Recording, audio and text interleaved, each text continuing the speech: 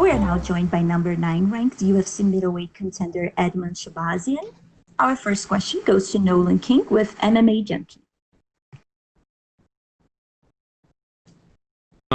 Your first UFC headlining fight. Talk to me about the emotions coming into this one. I'm sure you always thought you'd get here, but here you are.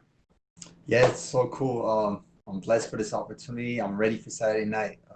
Something I dreamed about since I was a kid, and it's here now. Time to perform, For sure, man. And you've gotten here in a short period of time, only a handful of fights in the UFC, and you've already got your face on the poster. Where do you think you are? Are you ahead of your schedule where you expected to be, or is this kind of what you always envisioned? Oh, for sure. With the way that I'm going, I believe this is like the right next step. And yeah, I'm gonna just continue to go how I'm going and keep rising. And most main events are 5 rounds. This one's 3 because of the short notice. And Derek said earlier that was kind of a mutual agreement that your team and his team had coming. When the UFC discussed that it would be a main event. Is that accurate, or did you prefer that this was a 5-round fight? I don't think that's accurate because they offered us 5. I was okay with 5, but I guess something happened with the other side. I was down for 5. Gotcha. Yeah. And talk to me about this matchup a little bit. Derek Brunson's a guy that's been around for a while. He's had a few headliners in the past. He's been in the top 10 for quite some time. So can you break him down a little bit and what you expect to see out of him when you guys get in the cage? Yeah, I know he's a veteran. He fought a lot of the guys in the division, the top guys. So if you look at ranking, he's number 8, I'm number 9. It's the perfect next matchup for me. I feel I match up really well against him. He mixes up his wrestling and his wild strikes and has recently shown a little bit of patience. So I'm happy to go in there and showcase my skills against him and get the victory. And when Dana announced that this fight would be moving into the main event slot, he did so on Instagram Live with Ronda Rousey, who's I know been a big part of your career. Have you talked to her a lot leading into this fight? Maybe she gives you some advice now that you're on the poster and everything? I talked to her here and there. I don't talk to her on a day-to-day basis or anything like that, but yeah, I talked to her. And what kind of did she offer up any advice for this specific fight, or just kind of just general career advice, or just always general career advice, always positive advice she gives, always good tips and just positive vibes and advice. Cool. Appreciate the time, Edmen. Good luck, man. Thank you. Next question is from Fabricio Sosa with Clarín.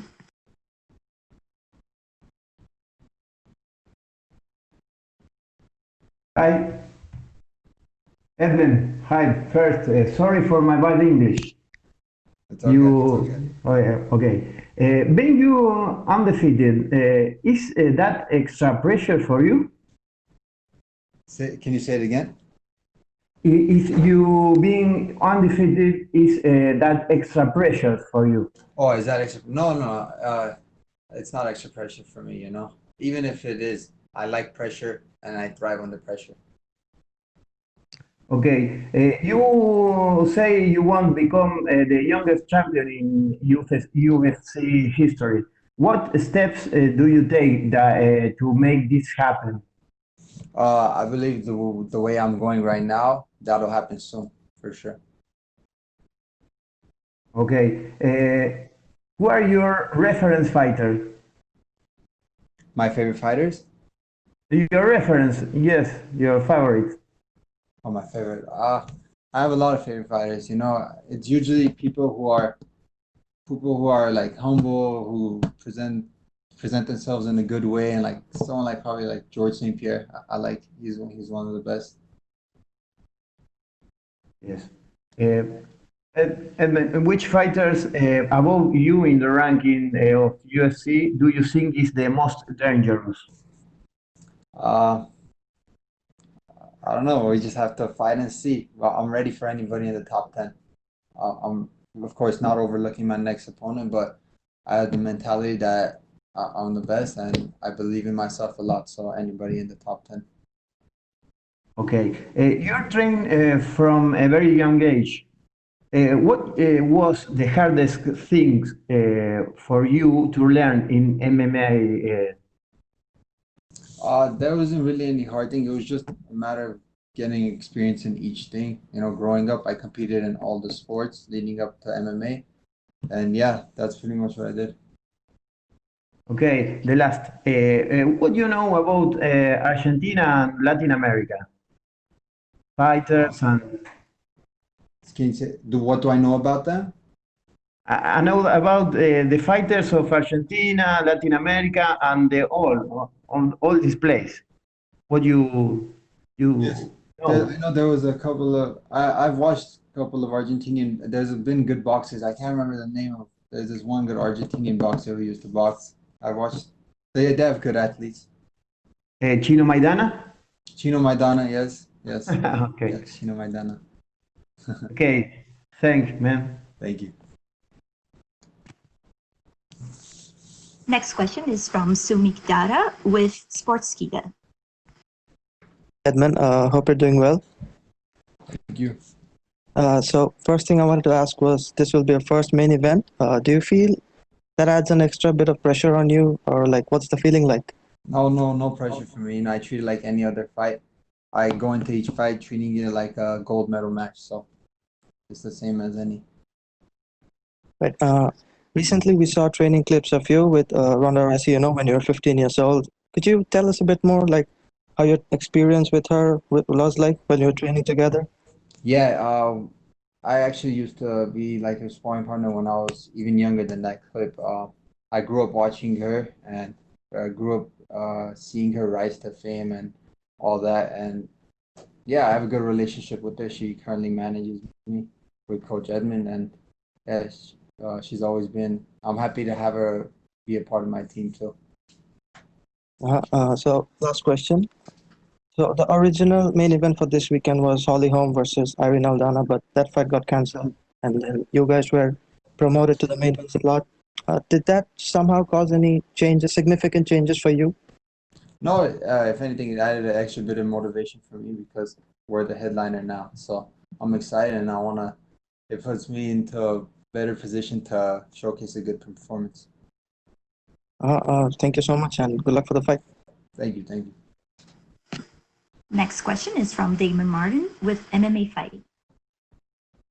Edmen, when we talked a couple weeks ago, you told me about becoming the youngest champion in UFC history, and now this kind of falls into your lap of being in the main event. Did you kind of enjoy the fact that it worked out this way, because a high-profile win here obviously puts you in a position for an even bigger fight next time? Oh, for sure, yeah. Being bumped up to main event definitely puts the win into a better position. You mentioned that you wanted, or you were open to, a 5-round fight, and I'm not asking you to get into Derek Brunson's head as far as why that didn't happen, but is there any disappointment that you aren't getting a 5-round fight, or in your head are you thinking, I'm not even going to let it go to the 3rd round? You guys got to see Saturday. But I was open to a 5-round fight because it's the best shape I've been in, mentally and physically. A lot, in terms of the matchup with this one, Derek's a well-rounded guy, but I don't think it's any giant secret that he comes from a wrestling background. Now, everyone knows you for a lot of knockouts, but you come from a camp, of course, famous for judo. Would you welcome that aspect of the fight if he wants to match his wrestling against your judo?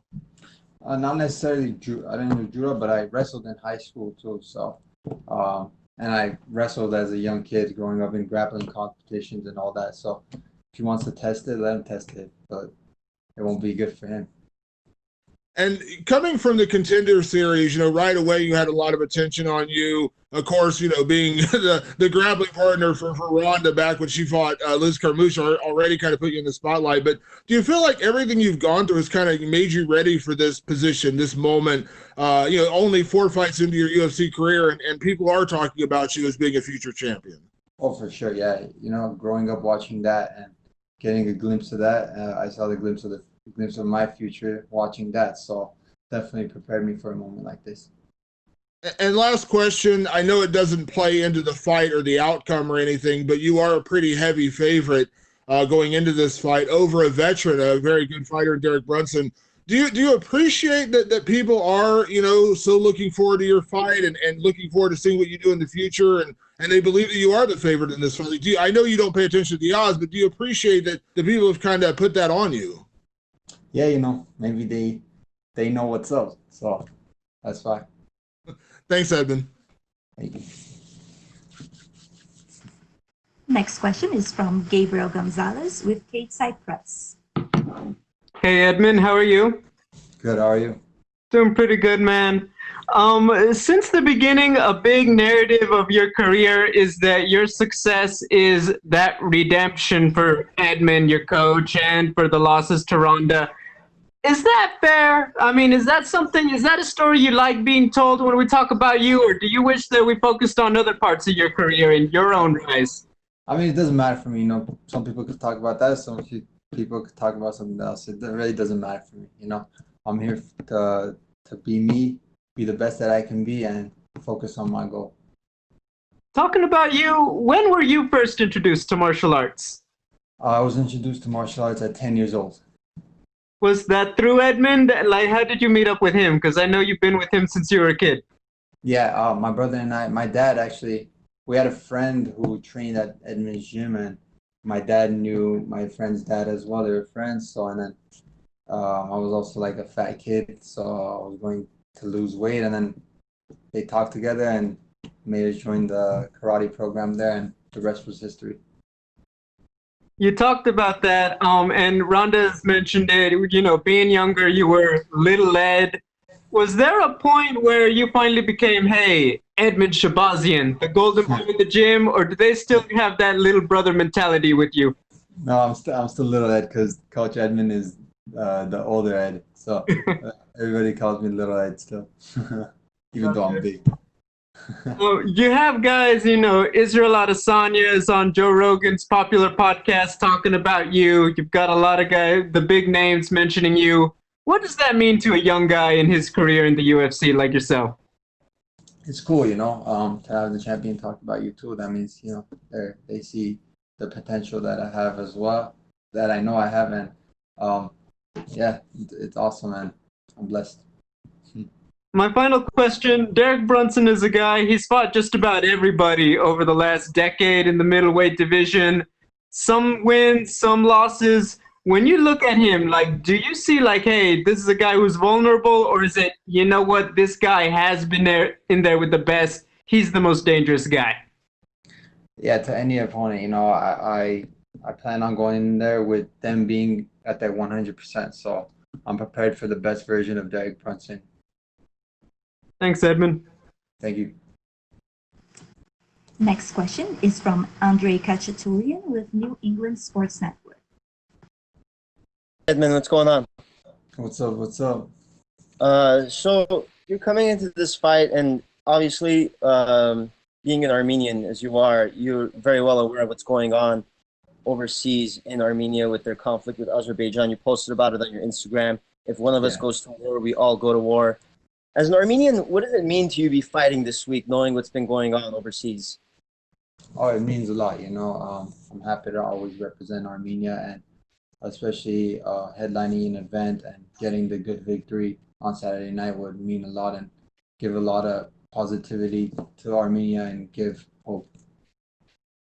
And not a lot of people know the history about what's going on with Armenia and the injustice that's been going on there for centuries.